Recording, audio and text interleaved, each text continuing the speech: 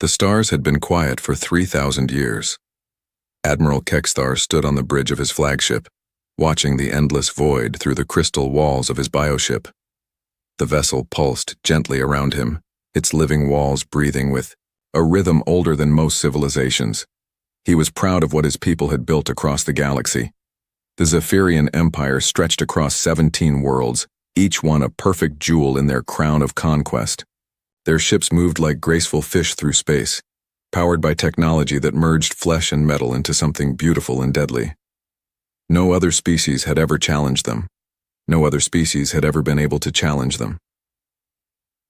Kexthar touched the control surface with his long, crystalline fingers. The ship responded immediately, showing him reports from across the Empire. Trade was flowing smoothly between the core worlds. The mining colonies were producing rare metals on schedule. Everything was as it should be in their perfect galaxy. Soft chime drew his attention to a new report. Scout ships had found another primitive world in the outer rim. The planet was blue and green, orbiting a yellow star. Early scans showed industrial activity, but nothing impressive. Just another young species playing with fire and crude metals. Sub-Commander Velnara, Kexthar called to his second-in-command. Take a small fleet to investigate this new world. Standard protocols.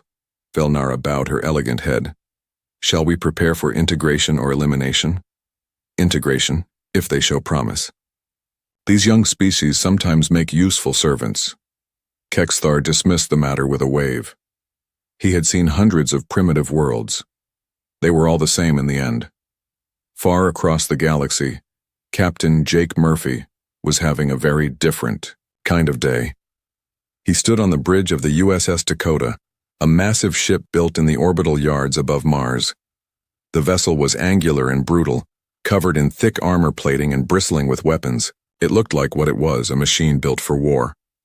"Captain, we're getting strange readings from the outer sensors," reported Lieutenant Amy Foster from her station. "Something big is moving near the edge of the system." Jake moved to look at the displays. The readings were faint but definitely there. Objects moving faster than anything natural, following paths that suggested intelligence behind them. After 15 years of preparation, it looked like first contact was finally happening. "Get me Admiral Rivers on the command channel," Jake ordered, "and start warming up the weapon systems just in case." The Earth Defense Force had been ready for this moment since humanity first developed faster-than-light travel. The governments of Earth had learned from their own bloody history. When humans finally met aliens, they would not be caught defenseless. Admiral Kate Rivers received Jake's report aboard the USS Montana, the newest and most powerful ship in the human fleet. The massive Dreadnought was 2 kilometers long, armed with railguns that could punch through a mountain and particle beams hot enough to melt steel. Around her, 300 other ships of various sizes prepared for humanity's first meeting with another intelligent species. "All ships, this is Admiral Rivers," she broadcast to the fleet. "We've waited 15 years for this moment. Remember your training. Hope for peace, but be ready for anything." Commander Lisa Santos checked her systems aboard the USS Liberty, another of Earth's new super dreadnoughts. Her crew was nervous, but ready.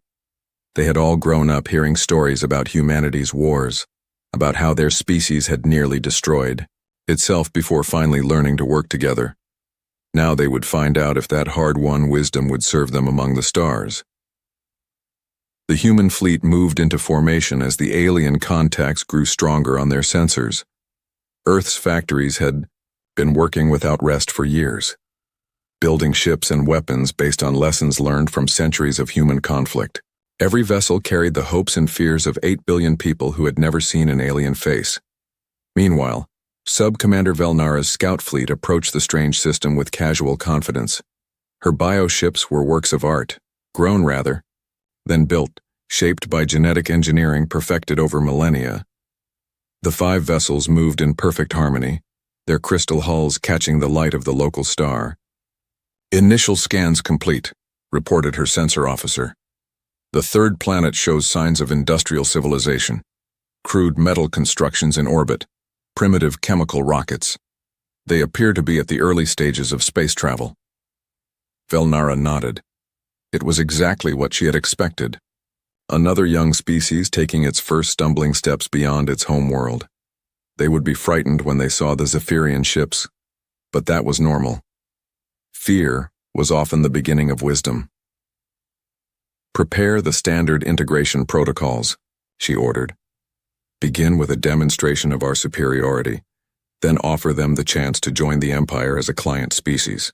Her communications officer activated the translation systems and began preparing the message that had been used successfully on dozens of other worlds. The pattern was always the same. Show overwhelming force, demand submission, then guide the new species into their proper place in the galactic order. Neither fleet fully understood what they were about to encounter. The Zephyrians had never met a species that could match their technology or resist their expansion. They had ruled the galaxy for so long that the idea of serious opposition seemed impossible. The humans had no idea they were about to face an empire that had conquered star systems while Earth was still recovering from its last ice age. They only knew that alien ships were approaching their home, and they would defend it with everything they had. The stage was set for a meeting that would change the galaxy forever. Two very different civilizations, each confident in their own strength, moved toward a collision that neither could fully imagine. The stars themselves seemed to hold their breath as the distance between the fleets slowly closed. Sub-Commander Velnara watched the primitive metal ships grow larger on her screens. The human vessels looked crude and ugly to her eyes, all sharp angles and thick armor plating. They reminded her of the ancient war machines her people had abandoned, thousands of years ago when they learned to grow their ships instead of building them. "How many vessels are we detecting?" she asked her sensor officer. "Approximately 50 ships in the immediate area, Sub-Commander. More are arriving from deeper in the system. Their largest vessels appear to be roughly 2,000 meters in length." Velnara was mildly impressed. Most primitive species could barely manage a few hundred meters for their largest constructions. These creatures showed more promise than usual. Perhaps they would make useful additions to the Empire after all. "Open a communication channel," she ordered. Standard integration protocol. The message that transmitted across space had been crafted by Zephyrian diplomats over centuries of successful conquests. It was designed to be simple and clear, easily understood by even the most primitive minds. The translation computer would handle the language barriers. "Primitive species of the third planet," the message began. "You have been selected for integration into the Zephyrian Empire. Cease all military activities immediately and prepare to receive our representatives. Resistance will result in the complete destruction of your civilization. You have one of your planetary rotations to comply." Captain Jake Murphy stared at the translation that appeared on his screen. Around him, the bridge of the USS Dakota fell silent as the crew absorbed the alien ultimatum. The first words from another intelligent species in the universe, and they were a demand for surrender. "Sir," Lieutenant Amy Foster said quietly, "are they seriously threatening to destroy our entire civilization?" Jake nodded grimly. "Looks that way. Get me Admiral Rivers immediately." Aboard the USS Montana, Admiral Kate Rivers read the alien message with growing anger. She had hoped for peaceful contact, but these creatures seemed to think humanity would simply roll over and accept slavery. They had badly misjudged the species they were dealing with. "All ships, battle stations," she broadcast to the fleet. "Weapons free. If they want to fight, we'll give them one they'll never forget." The human fleet began to spread out into combat formation. Destroyers and cruisers moved to flanking positions while the massive Dreadnoughts formed the center line.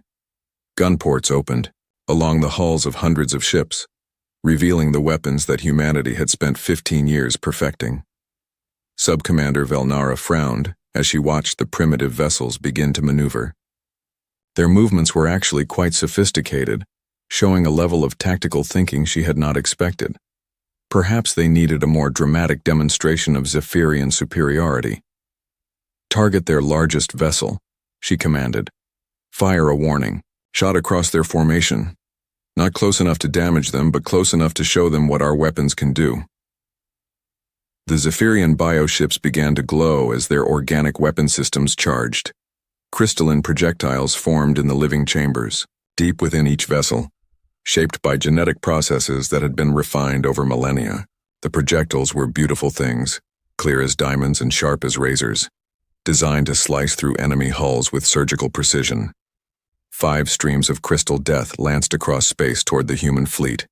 They were aimed to pass just ahead of the largest human ship, a demonstration shot that would surely terrify the primitives into submission. Captain Steve Collins watched from the bridge of the destroyer USS Phoenix as the alien weapons fire streaked toward Admiral Rivers' flagship. The projectiles were moving fast, but not faster than human sensors could track.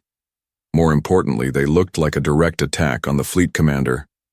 "All weapons open fire," Collins shouted. "Protect the flagship." The standing orders were clear. Any hostile action against the fleet would be met with immediate and overwhelming retaliation. Collins did not hesitate to pull the trigger on humanity's first interstellar war. The USS Phoenix opened fire with everything it had. Railgun rounds accelerated to tremendous speeds, particle beams hot enough to boil metal, and nuclear-tipped torpedoes that could crack asteroids. Other human ships followed suit, filling space with a storm of deadly energy and metal. Velnara had exactly 3 seconds to realize her mistake before the human weapons reached her ship. The warning shots she had fired were being interpreted as a direct attack. The primitive species was not cowering in fear. They were fighting back with a fury that defied all her expectations.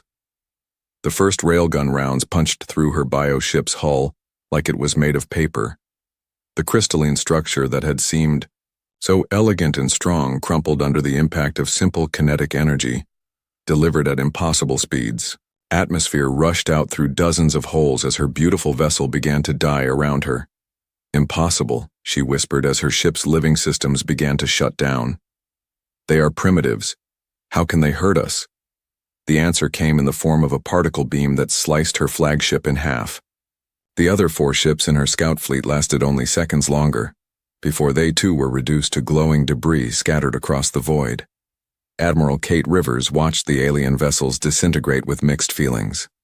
The immediate threat was over, but this was clearly just the beginning. These aliens had threatened to destroy all of humanity.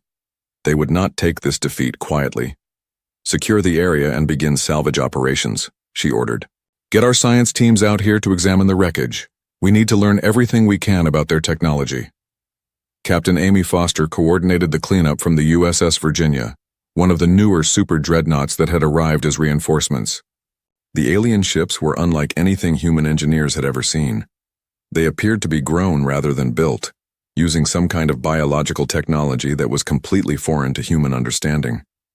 "Admiral," she reported, "we're detecting some kind of transmission from the wreckage. It looks like a distress signal heading back toward alien space." Rivers nodded grimly. The surviving aliens would know exactly what had happened here. Humanity had just announced its presence to the galaxy in the most dramatic way possible, by destroying the ships of what was clearly a much older and more advanced civilization. "All ships return to Earth immediately," she commanded. "We need to prepare for whatever's coming next." The first battle was over, but both sides knew it was only the beginning. Somewhere in the depths of space, the Zephyrian Empire was learning that they were no longer alone in the galaxy, and they were not going to be happy about it. The emergency message reached Admiral Kexthar's flagship 3 days after the destruction of Velnara's scout fleet. He read the transmission twice before the impossible words finally sank into his mind. 5 Zephyrian bioships destroyed. Completely annihilated. By primitives using crude kinetic weapons. "This cannot be accurate," he said to his communications officer. "Run a full analysis of the transmission, check for corruption or interference." The officer worked frantically at his station for several minutes, before looking up with fear in his eyes. "The message is genuine, Admiral. Our ships were destroyed by the primitive species, all hands lost." Kexthar felt something he had never experienced before in his 3 centuries of life. For the first time in Zephyrian history, their ships had been defeated in battle. Not damaged or disabled, but completely destroyed by a species they had dismissed as barely intelligent. "Send word to all fleet commanders," he ordered, his voice cold with rage. "I want every available ship assembled for immediate departure. We will show these creatures what happens when they dare to resist the Empire." The largest fleet in Zephyrian history began to gather at the edge of their space. Over 1,000 bioships of every class, from small scouts to massive battle cruisers that could destroy entire planets. The pride of the Empire demanded nothing less than the complete extermination of the species that had dared to spill Zephyrian blood. Meanwhile, Earth was preparing for war with the desperate efficiency that had carried humanity through its darkest hours. General Paul Martinez stood in the command center buried deep beneath the Rocky Mountains, watching status reports flow in from across the solar system. "How many ships do we have operational?" he asked his aide. 512. "Vessels of all classes, General. The Mars shipyards are working around the clock to finish the ships still under construction, but we need at least another month." Martinez nodded grimly. The intelligence teams had been studying the wreckage of the alien scout ships, and what they had learned was both fascinating and terrifying. The aliens possessed technology that was thousands of years ahead of humanity in some areas, but they had apparently never developed the kind of heavy weapons that humans took for granted. What about the defensive platforms? Installation is proceeding on schedule. We should have the asteroid belt fully weaponized within 2 weeks. The plan was simple but desperate. Earth's entire industrial capacity had been converted to war production. Automated factories throughout the solar system were churning out weapons, ammunition, and defensive systems at a rate that would have been impossible for any previous generation of humans to imagine. Captain Amy Foster watched the construction efforts from the bridge of the USS Virginia, one of the newest super dreadnoughts to roll out of the Martian shipyards. The massive vessel was over 2 kilometers long and armed with enough firepower to level a small country. Around her, dozens of similar ships were conducting final training exercises before the alien fleet arrived. "Captain," her weapons officer reported, "we're detecting movement at the edge of sensor range. Something big is coming." Foster felt her heart skip a beat. Long-range sensors had been tracking the approaching alien fleet for days, but this was the first time they had appeared. On short-range detection, the enemy was finally here. "Signal the fleet," she ordered. "All ships to battle stations, this is it." Admiral Kate Rivers received the alert aboard the USS Montana as the human fleet moved into defensive formation around Earth's moon. The plan was to use Luna's gravity well as a tactical advantage, forcing the aliens to approach through carefully prepared kill zones where human weapons would have maximum effect. "How many ships are we looking at?" she asked her sensor officer. "Still counting, Admiral.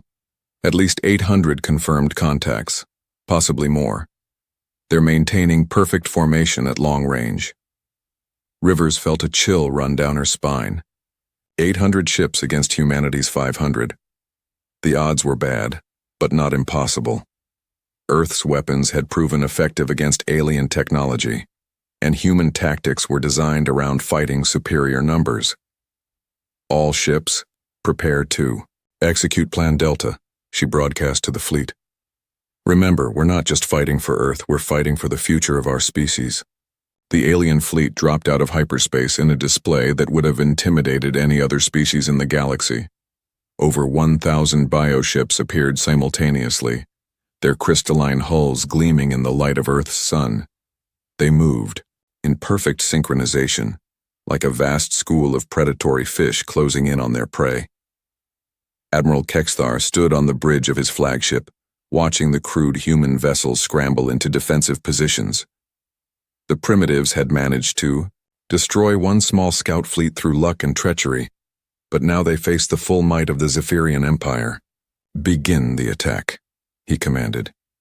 "I want every ship destroyed and every world in this system reduced to ash. These creatures will serve as an example to any other species that might consider resistance." The bioships began to accelerate toward Earth, their organic weapon systems charging for the battle that would determine the fate of humanity. Behind them, the vast emptiness of space seemed to hold its breath as 2 civilizations prepared to fight for the right to exist. Captain Steve Collins watched the approaching armada from the bridge of the USS Phoenix, one of the destroyers assigned to the outer defense perimeter. The alien ships were beautiful in their own way, but he felt no admiration for their elegant design. They had come to destroy his home, and he would die before letting that happen. "All weapons ready, Captain," his tactical officer reported. Collins nodded, his hand resting on the firing controls. Around him, the crew of the Phoenix prepared to face impossible odds with the same courage that had carried humanity through countless wars against their own kind. They were outnumbered and outgunned, but they were fighting for their families, their planet, and their species. The Battle of Luna was about to begin. The Battle of Luna began with a sight that had never been seen before in the galaxy. Over 1,000 alien bioships swept toward Earth in perfect formation, their crystalline hulls catching the sunlight like a swarm of deadly jewels. Admiral HFY watched from his flagship as the primitive human vessels appeared to retreat toward their home planet. "They are running," he said with satisfaction. "As expected. No species has ever stood against the full might of the Empire." His tactical officer nodded eagerly.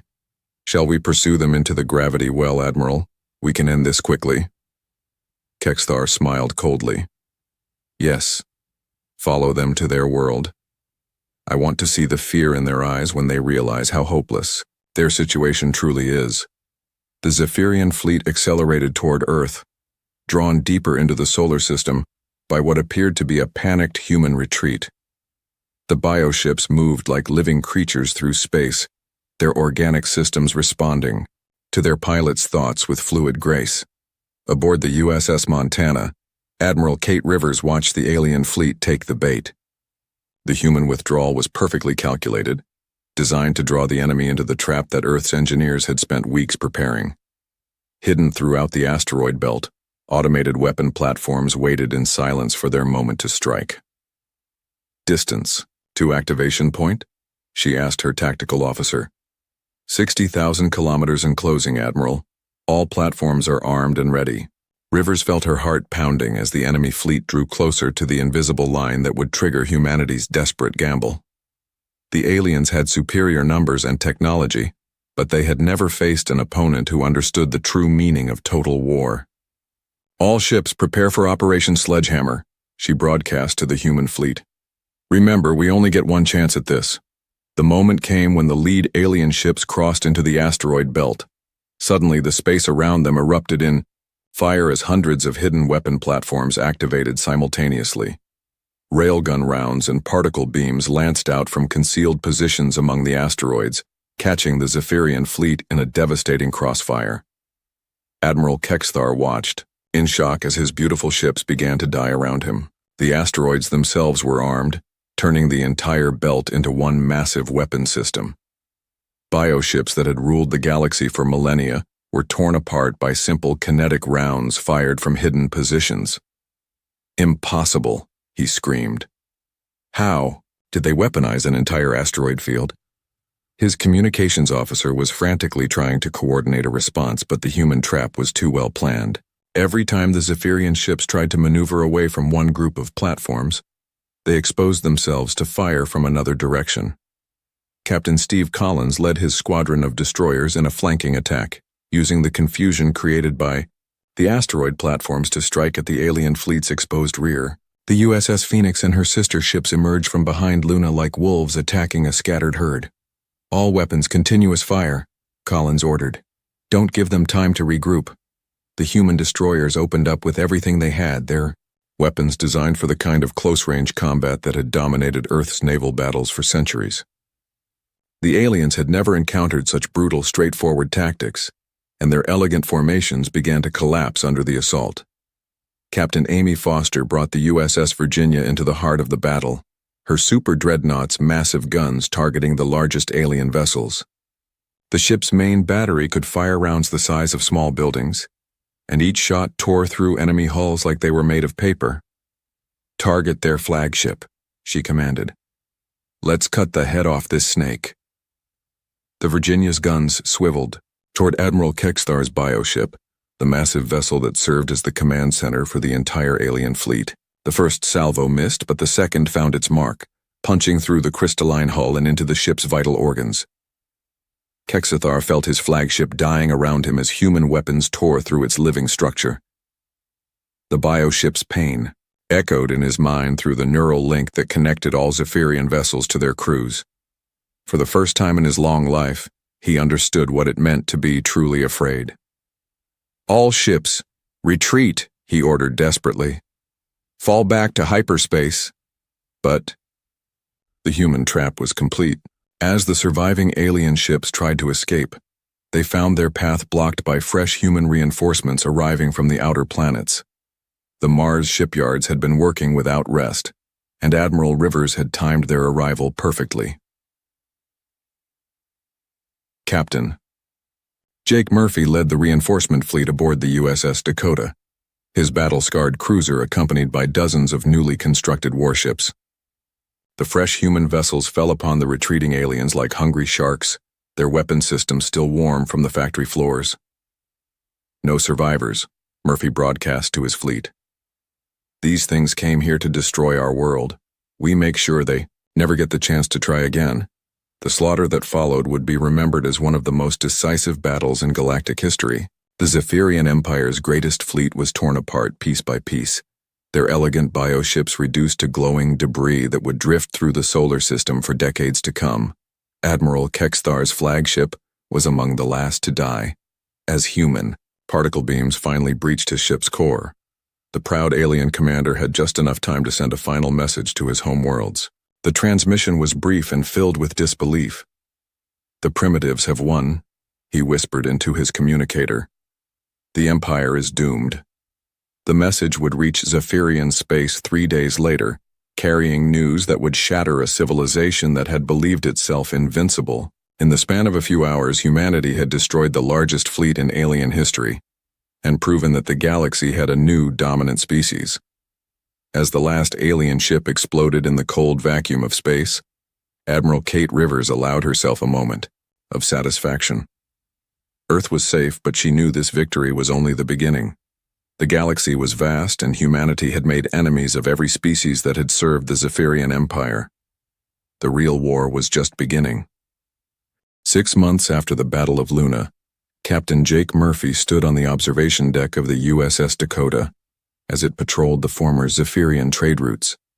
The space that had once been filled with elegant alien bioships now hosted the angular forms of human vessels, their hulls scarred from battle but victorious. The Zephyrian Empire had collapsed completely after news of their fleet's destruction spread across the galaxy. Without their military might to enforce order, the 17 core worlds had descended into chaos.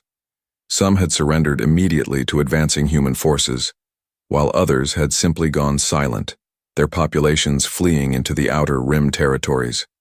"Captain," Lieutenant Amy Foster reported from the communications station, "we're receiving a surrender offer from the Zephyrian colony on Kepler 442b. They're asking for protection from local rebel groups." Murphy nodded grimly. It was the same story on dozens of worlds. The alien empire had ruled through fear and superior technology, but when that technology proved useless against human weapons, their entire civilization had crumbled like a house built on sand. "Accept their surrender and dispatch a peacekeeping force," he ordered. "Make it clear that we're not here as conquerors, we're here to restore order." Admiral Lisa Santos reviewed similar reports from her flagship, the USS Liberty, now the command vessel for what had become known as the Terran Federation Fleet. The massive super dreadnought orbited a former Zephyrian world where human engineers were helping local populations rebuild their infrastructure. The collapse of the empire had revealed the true scope of Zephyrian oppression. For 3,000 years, they had enslaved dozens of species across hundreds of worlds, using their advanced technology to crush any attempt at rebellion. Now, with their masters gone, these enslaved peoples were tasting freedom for the first time in millennia. "Admiral," her aide reported, "the Kronar delegation has agreed to join the Federation. They're offering to share their mining technology in exchange for military protection." Santos smiled. The Kronar were a reptilian species that had been forced to work in Zephyrian crystal mines for over 2,000 years. Their knowledge of alien technology was proving invaluable as humanity tried to understand the vast empire they had inherited. "Excellent. What about the Vextai?" "Still undecided. They're grateful for their freedom, but they're not sure they want to accept human leadership. Can't say I blame them." The Vextai were an insectoid species with highly advanced mathematical abilities. They had been used by the Zephyrians as living computers, forced to calculate hyperspace routes and manage trade logistics. After so many centuries of slavery, it was understandable that they would be suspicious of any new authority. General Paul Martinez faced similar challenges from his headquarters on Earth, now serving as the first Galactic Defense Coordinator. The title still felt strange to him, but someone had to manage the transition from a human solar system to a galactic civilization spanning hundreds of worlds. Status report on the Colonial Establishment Program, he requested from his staff. Proceeding. Ahead of schedule, General. We have functional colonies on 47 former Zephyrian worlds, with more being established every week. The biggest challenge is finding enough qualified administrators. Martinez chuckled despite himself. Humanity had gone from a single-world species to masters of a galactic empire in less than a year. The learning curve was steep, but humans had always been good at adapting to impossible situations. The industrial capacity that had won the war was now being converted to peaceful purposes. The same shipyards that had produced Dreadnoughts were now building exploration vessels and colony ships. The factories that had manufactured weapons were producing construction equipment and agricultural machinery. Captain Amy Foster commanded one of the new exploration vessels, the USS Discovery, as it charted systems that had been off-limits during Zephyrian rule. Her mission was to make contact with species that had hidden from the Empire for centuries, offering them the chance to join the growing Federation. Captain, we're detecting artificial structures in the next system, her science officer reported. Looks like a space station of unknown design. Foster felt the familiar thrill of discovery that had driven humanity to the stars.